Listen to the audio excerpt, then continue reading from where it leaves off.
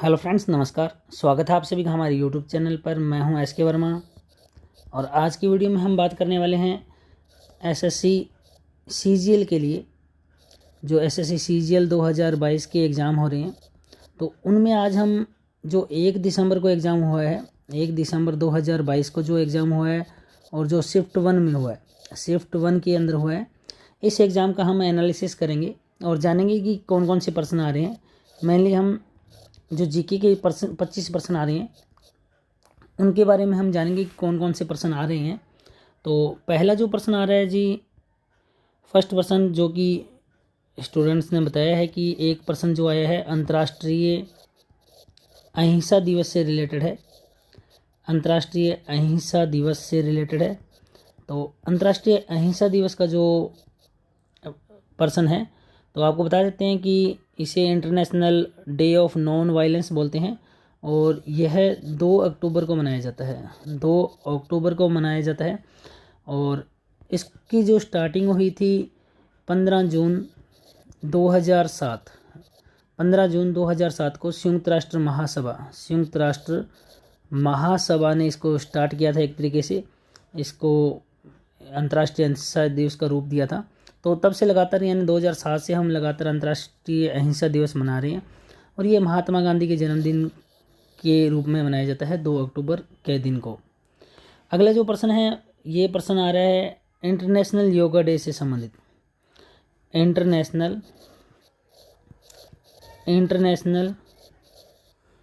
Yoga day और इसमें भी पूछा है कि सेकंड इंटरनेशनल योगा डे जो है उसकी थीम पूछी है, इसकी थीम पूछी है। तो सेकंड इंटरनेशनल योगा डे, आपको एक तो बता देता हूँ कि योगा डे जो की स्टार्टिंग जो हुई थी वो 2015 से हुई थी। 2015 से स्टार्टिंग हुई थी, फर्स्ट योगा डे था और सेकंड इंटरनेशनल योगा डे 2016 में था। तो 2016 की अगर थीम पूछ रहे तो यह थीम थी योगा। इसको मैं नेक्स्ट पेज पर लिखता हूँ, yoga for the achievement of the sustainable यानी सतत डेवलपमेंट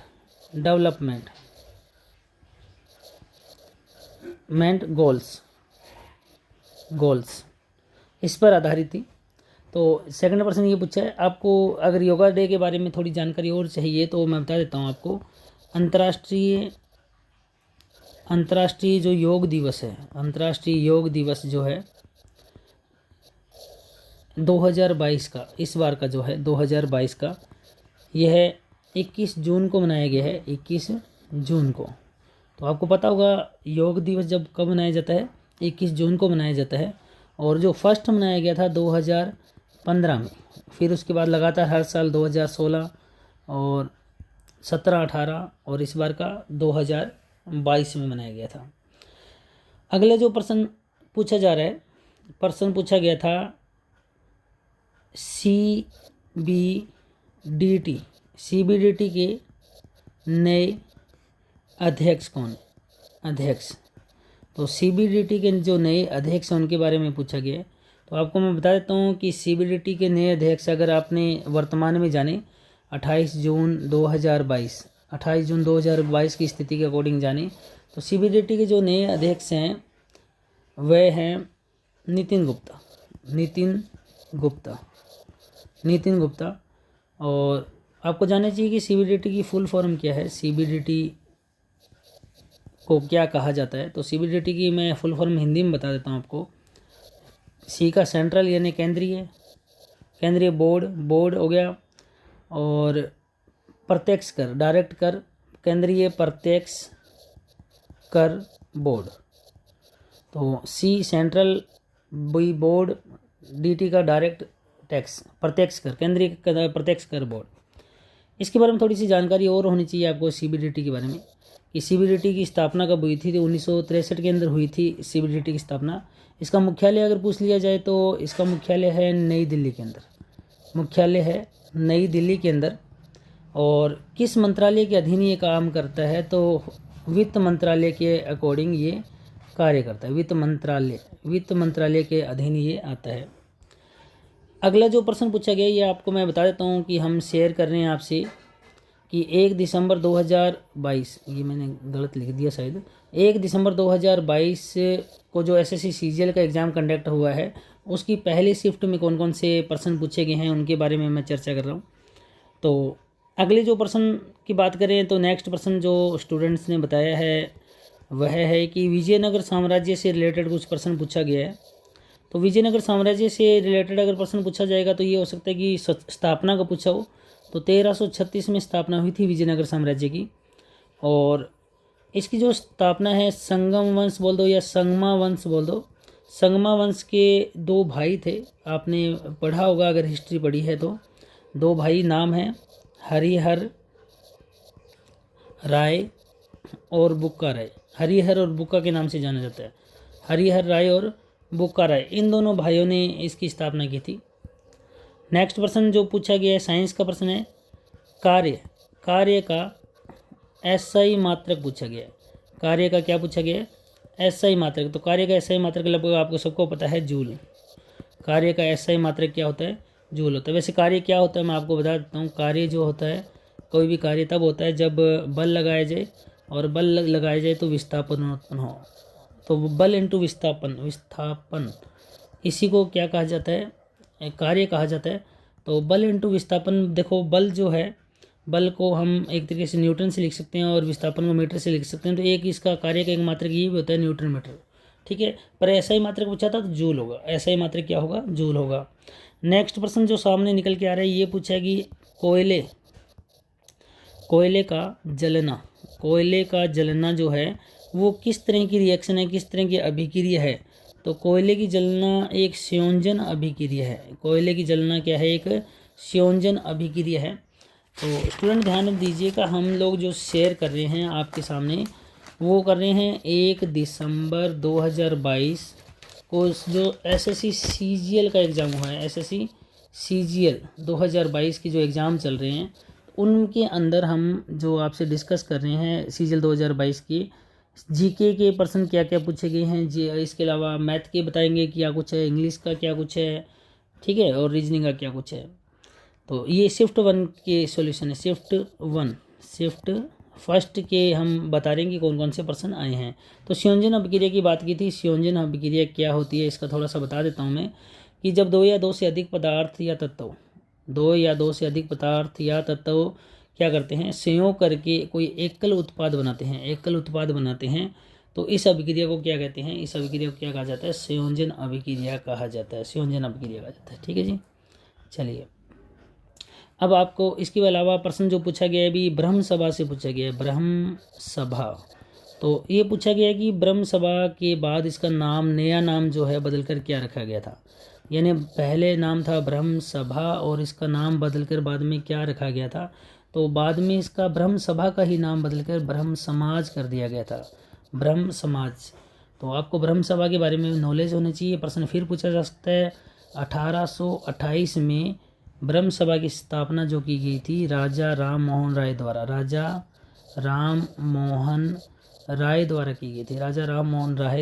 की गई थी। और इसका जो मेन उद्देश्य था वो था शाश्वत भगवान की पूजा। इसके अलावा आपको मैं और क्लियर कर देता हूँ कि 1866 आते आते ये 2 पार्ट्स में डिवाइड हो जाता है, मतलब 2 पार्ट्स में विभक्त हो जाता है ब्रह्म समाज। एक जो था वो था केशव चंद्र सेन, इनके नेतृत्व में था। इन्होंने जो कहा था भारत का ब्रह्म समाज, ठीक है, समाज। और दूसरा जो 1866 में पार्ट होता है वह था देवेंद्र बोल दो या देवेंद्र नाथ टैगोर, इनके नेतृत्व में था। और इसे कहा गया आदि ब्रह्म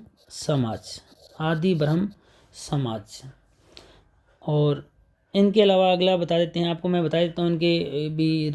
ब्रह्म समाज के जो मुख्य अनुयायी थे देवेंद्र नाथ टैगोर थे, केशव चंद्र सेन थे, इसके अलावा रविंद्रनाथ टैगोर भी थे, रविंद्रनाथ टैगोर भी थे, और इसके अलावा प्रसिद्ध पंडित शिवनाथ शास्त्री भी इनके इस धर्म से जुड़े हुए हैं, इनका संबंध था। चलिए अगला प्रश्न पूछा गया है आपसे, बूझा चूना। बूझा चूना जो होता है इसका सूत्र पूछा गया है, बूझे चूने का सूत्र क्या होता है। तो दो प्रकार के चूने होते हैं, आपको पता होगा। बूझा चूना होता है और इसके अलावा बिना बूझा चूना होता है। तो बूझा चूना का होता है कैल्शियम डाइहाइड्रोक्साइड, OH की ट्वाइस। कैल्शियम डाइहाइड्रोक्साइड, OH की ट्वाइस है, यहाँ कर रहिएगा, कैल्शियम हाइड्रोक्साइड CaOH की ट्वाइस। तो कैल्शियम हाइड्रोक्साइड है, और इसे स्लैक्ड लाइम भी बोलते हैं, बूझा चूना, स्लैक्ड लाइम, ये पूछा गया है आपको। इसके साथ मैं थोड़ा सा और बता देता हूँ, आगे पूछा जा सकता है। ये बूझा चूना था, बिना बूझा चूना पूछा जा सकता है, बिना बूझा चूना इसके बारे में पूछा जा सकता है। तो बिना बूझा चूना होता है कैल्शियम ऑक्साइड, ठीक है जी, जो आप नॉर्मली POP वगैरह के लिए लेके आते हो जो घटा, कैल्शियम ऑक्साइड। इसके अलावा आपसे पूछ सकते हैं मिल्क ऑफ मैग्नीशिया, ये प्रश्न पूछा जा सकता है, milk of magnesia, milk of magnesia पूछा जा सकता है। तो मिल्क ऑफ मैग्नीशिया का जो सूत्र है MgOH की ट्वाइस है। कास्टिक सोडा अगर आपसे पूछ ले, कास्टिक सोडा अगर आपसे पूछ ले, तो कास्टिक सोडे का सोडियम हाइड्रोक्साइड NaOH। और अगर बेकिंग सोडा या बेकिंग पाउडर पूछे, बेकिंग सोडा और पाउडर में अंतर होता है, ध्यान रखिएगा। बेकिंग सोडा और बेकिंग पाउडर में थोड़ा रेयर सा अंतर होता है, पर सूत्र दोनों का सेम है, NaHCO3, NaHCO3। एक प्रश्न पूछा गया हड़प्पा से प्रश्न पूछा गया है। प्रश्न ये पूछा गया है कि कौन सा स्थल हड़प्पा से संबंधित नहीं है। तो एक उत्तराखंड इसमें ऑप्शन दिया हुआ था, तो उत्तराखंड इसका संबंध नहीं होगा। दो ऑप्शन गुजरात दिया हुआ था, तो गुजरात तो आपको पता है, गुजरात का संबंध तो लोथल से है ही, लोथल। और एक अपने को दिया हुआ था हरियाणा का आपको पता है कि हरियाणा का क्या है, राखी गढ़ी। तो इसमें जो उत्तराखंड करके है उनका सही है। इसका अलावा जो प्रश्न पूछे गए, हाल ही में एक योजना पूछी गई, योजना जिसमें बच्चों के लिए अंडा और दूध का वितरण शुरू किया गया। तो ये योजना की शुरुआत किसने की है? ये शुरुआत केरल ने की है। और केरल की जो आंगनबाड़ियाँ हैं उनमें 3 से 6 साल के बच्चों को ये दिया जा रहा है, तो केरल के आंगनबाड़ियों में। तो केरल की बात हो रही है, तो केरल के बारे में आपको पता होना चाहिए। केरल की जो राजधानी है, केरल की राजधानी तिरुवनंतपुरम है, तिरुवनंतपुरम। केरल के आपके वर्तमान में मुख्यमंत्री जो है, इनके बारे में आपको नॉलेज होना चाहिए। CM कौन है? पिनाराई विजयन। और इसके अलावा आपको मालूम होना चाहिए कि वर्तमान में केरल के जो राज्यपाल हैं वो कौन है? तो आरिफ मोहम्मद वहाँ के वर्तमान में राज्यपाल हैं। इसके अलावा एक प्रश्न बताया जा रहा है कि 2015 का ग्रैमी अवार्ड 2015 में स्टीवर्ट कोपलैंड के साथ ग्रैमी पुरस्कार जो है वो ग्रैमी पुरस्कार किसने साझा किया? तो उस वक्त ग्रैमी पुरस्कार साझा किया रिकी केज ने। ये थोड़ा हार्ड प्रश्न हो सकता है। इसके अलावा जाइलम का एक प्रश्न आया जी, साइंस से। जाइलम उत्तक होता है, आपको पता है। तो जाइलम उत्तक से संबंधित एक प्रश्न आया, तो इससे पूछा होगा भी, जाइलम जो होता है संवहनी पौधों में उत्तक का एक प्रकार है, जो जल प्लस कुछ भी अदर पोषक तत्व हैं उनको जड़ों से एक मान लो ये पौधा है, तो इसकी जो जड़ें हैं, जड़ों से ये कहाँ, पत्तियों तक ये एक तरीके से पोषक पदार्थों को पहुंचाने का कार्य करता है, उत्तक है ये, ठीक है, जाइलम उत्तक। तो इसका कोई प्रश्न पूछा है। और इसके अलावा प्रश्न पूछा है कि रामकृष्ण मिशन जो है, रामकृष्ण मिशन किस क्षेत्र में काम किया, यानी रामकृष्ण मिशन का जो संबंध था वो किस क्षेत्र में था? तो मैं बता देता हूँ आपको, ये जो क्षेत्र था वेदांत दर्शन से संबंधित है। किससे संबंधित है? वेदांत दर्शन के क्षेत्र में इन्होंने प्रचार प्रसार किया था। इन्होंने इसकी जो स्थापना थी रामकृष्ण मिशन की 5 मई 1897, तारीख याद रखिएगा, 5 मई 1897 को स्वामी विवेकानंद जी ने की थी। स्वामी विवेकानंद ने की थी, तो इनके द्वारा की गई थी भी स्थापना, स्वामी विवेकानंद जी द्वारा की गई थी रामकृष्ण मिशन की स्थापना। और ये जो स्वामी विवेकानंद जी थे, इनके जो गुरु थे, गुरु का जो नाम था रामकृष्ण परमहंस था, रामकृष्ण परमहंस। तो अपने गुरु के नाम पर ही इन्होंने ये मिशन रखा था, रामकृष्ण मिशन। और मुख्य इसके जो उद्देश्य थे, 3 उद्देश्य थे। एक तो वेदांत का प्रचार करना, इसके अलावा जो उद्देश्य था विभिन्न धर्मों में सौहार्द बनाना, विभिन्न धर्मों में सौहार्द कायम रखना। और जो तीसरा उद्देश्य था गरीबों की सेवा, ईश्वर की सेवा के बराबर माना, तो गरीबों की सेवा। तो ये उद्देश्य थे रामकृष्ण मिशन के। चलिए अब आपको बता देता हूँ कि इसके अलावा जो प्रश्न पूछा गया था, एक प्रश्न पूछा गया है ऊंट संरक्षण योजना से। ऊंट संरक्षण और विकास से संबंधित कोई योजना लॉन्च की है या कोई नीति लॉन्च की है, तो ये कौन से राज्य ने ये लॉन्च की है? तो ये राज्य था राजस्थान सरकार, अशोक गहलोत सरकार ने ये नीति लॉन्च की है। और ये 2022-23 का जो अभी बजट आया था, इसी के अंदर लॉन्च किया गया है। और विश्व ऊंट दिवस के बारे में आपको जानकारी होनी चाहिए। विश्व ऊंट दिवस जो है ना, विश्व ऊंट दिवस वो लगभग 22 जून को एग्जैक्ट 22 जून को ही मनाया जाता है। विश्व ऊंट दिवस कब मनाया जाता है?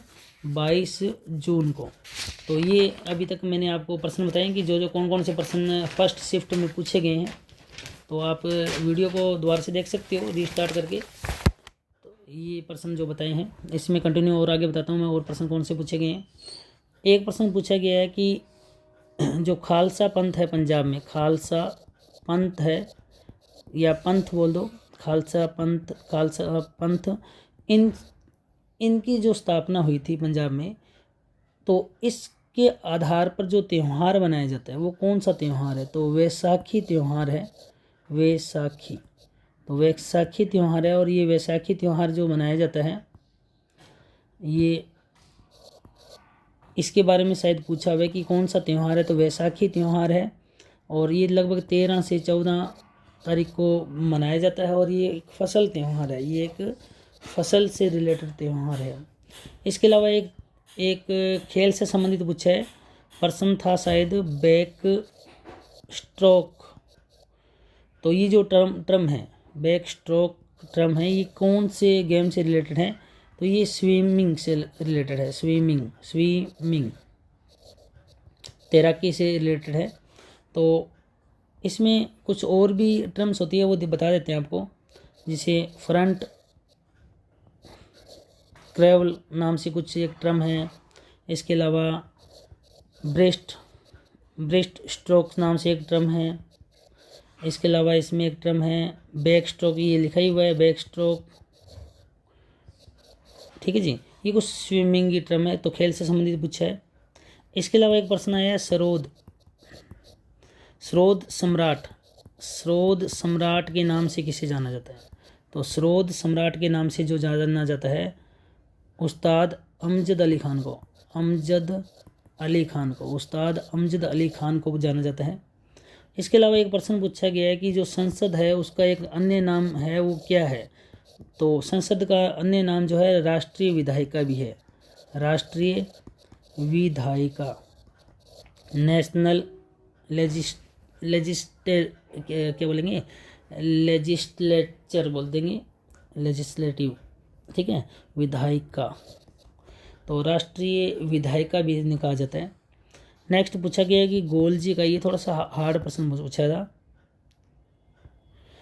तो गोल्जी काय जो है, गोल्जी काय का शायद कोई आकार पूछा है। तो ये किस आकार की श्रृंखला का बना हुआ? तो एक साइंस में वर्ड है स्टेगर्ड फ्लैट सिस्टनी, इस से बना हुआ है ये। तो ये कोई श्रृंखला होती है, इसका एक कोई आकार है। एक प्रश्न ये लगभग पूछा जाएगा आपसे, आगे भी पूछा जाएगा, न्यूक्लियर पावर प्लांट से संबंधित पूछा है कि निम्न में से कौन सा न्यूक्लियर पावर प्लांट नहीं है। तो वर्तमान में 7 न्यूक्लियर पावर प्लांट है। इन 7 के बारे में आपको नॉलेज होना चाहिए। तो आपको मैं 7 का ही बता देता हूँ, उनको एक क्रम से बता देता हूँ कि कब कब कौन सा बना। 1969 में पहला बना था, दूसरा 1973 में बना था, तीसरा 1984 में बना था। देखो 6 में 1, 7 में 1, 8 में 1, और 1991 में बना था और 1993 में। तो 9 में 2 है, ध्यान रखिएगा। 1993 में बना था, फिर 2000 में 1 बना था, और फिर 2013 में 1 बना था। 10 वाली मिलान में 1 बना था। तो ये जो पहला था महाराष्ट्र के अंदर था, दूसरा महाराष्ट्र में, और लास्ट वाला तमिलनाडु में। और तमिलनाडु में 2 बने हुए, ध्यान रखिएगा। 1984 वाला भी तमिलनाडु में, याद रखने का तरीका है। उसके बाद महाराष्ट्र के बाद फिर राजस्थान आए। राजस्थान के बाद में हम पहुंच गए सीधा यूपी में। तमिलनाडु, राजस्थान को तमिलनाडु, तमिलनाडु के बाद में यूपी, यूपी के बाद गुजरात में बना था, और गुजरात के बाद में कर्नाटक में बना था, कर्नाटक में।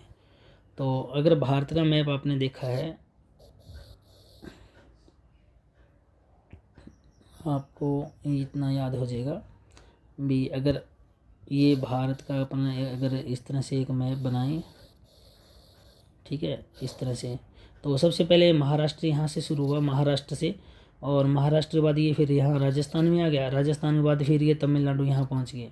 तमिलनाडु के बाद यहाँ यूपी में आ गए। यूपी के बाद में फिर ये यहाँ गुजरात में आ गए। गुजरात के बाद में ये यहाँ कर्नाटक के अंदर आए, और फिर वापस तमिलनाडु के अंदर, ठीक है। तो इस तरह से ये चला है। और कहाँ, महाराष्ट्र के अंदर ये तारापुर है, तारापुर। राजस्थान में आपको पता है रावत भाटा। और तमिलनाडु में, तमिलनाडु की जगह थोड़ा सी याद रखना, कलपक्कम, थोड़े नाम अजीब तमिलनाडु वाले। और यहाँ तमिलनाडु में एक और है, कुल्लम। यहाँ से प्रश्न आपके हर एग्जाम पूछा जाएगा, ये तो रट्टा मार के जाओ। और यूपी का नरोरा तो आप जानते हो, नरोरा। और गुजरात में नाम है कार पारकर, थार पारकर, ये गुजरात के में एरिया में, जैसे राजस्थान बॉर्डर पर है, कार पारकर। और इसका नाम थोड़ा सा है अजीब सा है, केंगा नाम से ऐसा कुछ करके हैं, तो आप इसको भी याद रखिएगा। तो इनमें से एक प्रश्न पूछा जाएगा, ये कन्फर्म है, इसको तो आप बिल्कुल अच्छे से याद कर लो, ठीक है। चलिए, एक बुक पूछिए भी, बुक, अब बुक में कन्फर्म नहीं हो रहा है। एक बुक तो बता रहे हैं कि ट्रेन टू पाकिस्तान, अब कन्फर्म नहीं है बुक पूछिए कि नहीं पूछिए। तो ये बुक वैसे बता देता हूँ आपको, खुशवंत सिंह की है। एक बुक का और जिक्र हो रहा है, एक बुक और है, ये बुक पूछी है आपको, book playing in my way, playing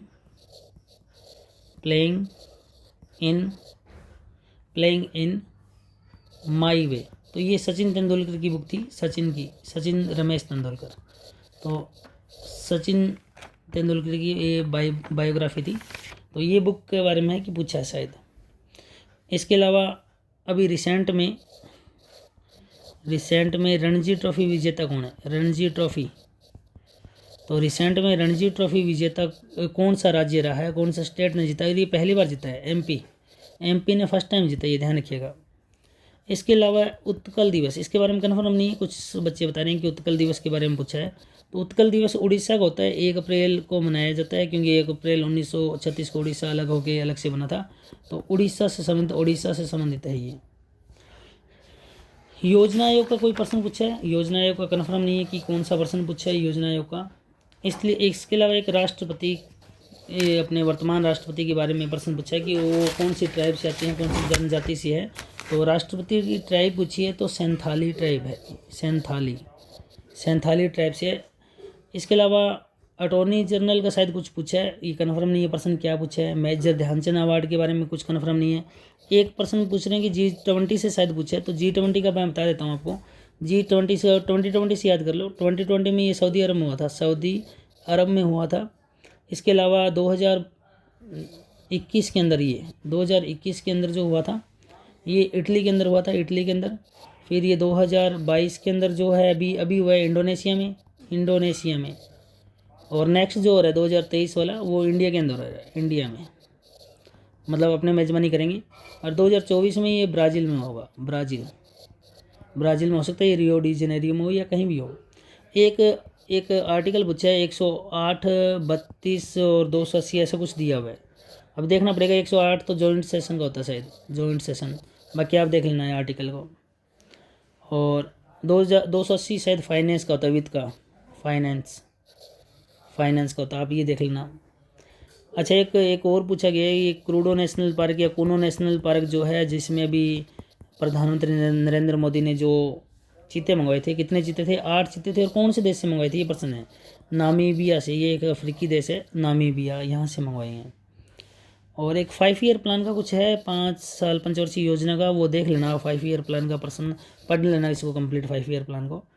एक जीडीपी का भी प्रश्न है, अभी कोई जीडीपी ज्ञात करने का कोई तरीका होगा शायद, इसका एक प्रश्न है। एक, हाँ, ये प्रश्न है 38वीं समांतर रेखा से संबंधित एक प्रश्न है। तो 38वीं समांतर रेखा, जैसे रेड क्लिफ रेखा भारत और पाकिस्तान में, वैसे ही नॉर्थ कोरिया और साउथ कोरिया के बीच में एक रेखा है, नॉर्थ कोरिया और साउथ कोरिया के बीच में, उसको बोलते हैं 38वीं समांतर रेखा, नॉर्थ कोरिया साउथ कोरिया के बीच में है। एक पूछा है मिनी कॉन्स्टिट्यूशन किसे कहते हैं? मिनी संविधान। तो 42वां जो संविधान है, संविधान संशोधन है, 42वां संविधान संशोधन है, इसे बोला जाता है मिनी कॉन्स्टिट्यूशन, मिनी संविधान। ठीक है। इसके अलावा एक मीनाक्षी मंदिर का शायद पूछा है, नोट कन्फर्म शायद पूछा हो मीनाक्षी मंदिर के बारे में। तो मीनाक्षी मंदिर के बारे में अगर पूछा गया है मंदिरों से, तो ये तमिलनाडु में है, तमिलनाडु। मीनाक्षी मंदिर कहाँ है? तमिलनाडु में है। इसके अलावा कोई अगर पूछ ले कि मंदिर कला का कहाँ, कौन से शासनकाल से शुरू हुई मंदिर कला, तो मंदिर कला गुप्त काल से शुरू हुई है, ध्यान रखिएगा, गुप्त काल से। इसके अलावा पानीपत का युद्ध पूछा गया, बता रहे हैं पानीपत का युद्ध। अब पता नहीं कौन सा युद्ध पूछा है आपको, मैं तीनों बता देता हूँ। पानीपत का जो प्रथम युद्ध था 1526 में हुआ था, सेकंड जो युद्ध था 1526 के बाद में ये 1556 में हुआ, और थर्ड जो था 1761 में। ये पानीपत के 3 युद्ध हैं, इनको याद कर लीजिएगा। और अगर आपसे पूछा जाए कि बाबर ने अपने जीवन काल में आखिरी युद्ध कौन सा लड़ा था, तो 1529 में लड़ा था घाघरा का युद्ध या घग्गर का युद्ध, घग्गर या घाघरा का युद्ध था ये। और अकबर का अगर पूछ ले कि अकबर ने अपने जीवन में आखिरी युद्ध कौन सा लड़ा था, तो असीरगढ़ का युद्ध लड़ा था, असीरगढ़ का युद्ध। और बस ये कुछ है। इसके अलावा मैथ लगभग नॉर्मल ही है, ये मैथ के नॉर्मल प्रश्न ही हैं, ज़्यादा हाई लेवल नहीं आया है, इजी है। और रीजनिंग ऑलवेज रीजी रहती है, कोई दिक्कत नहीं आएगा। जो एसएससी तैयारी कर रहा है उसके लिए रीजनिंग है तो पूछने का मतलब नहीं है। मैथ में हो सकता है इस बार अर्थमेटिक ज़्यादा इजी आ रही है, तो थोड़ी सी एडवांस थोड़ी हार्ड आ जाए। तो और इंग्लिश आपको सिनोनिम एंटोनिम जो पावर आपकी बनानी पड़ेगी, तो वो तो बनानी है। तो उसमें कोई पूछना, हाँ एक क्लोज टेस्ट भी आया है, तो क्लोज टेस्ट भी आने वाला है आपके, तो ये आप थोड़ा सा पढ़ के जाइएगा। चलिए डियर स्टूडेंट, ये मैंने आपको डिस्कस किया, आपको बताया लगभग। ये था 1 दिसंबर 2022, 1 दिसंबर 2022 का एसएससी सीजीएल का शिफ्ट 1 का एनालिसिस। तो हमने काफ़ी स्टिक एनालिसिस करने की कोशिश की है, तो आप देख लीजिएगा। अगर आपको अच्छा लगे तो हमारे यूट्यूब चैनल जो है उसे सब्सक्राइब कीजिएगा और बेल आइकन दबा दीजिएगा, ताकि आपको अगली वीडियो का नोटिफिकेशन मिलता रहे। आज के लिए इतना ही।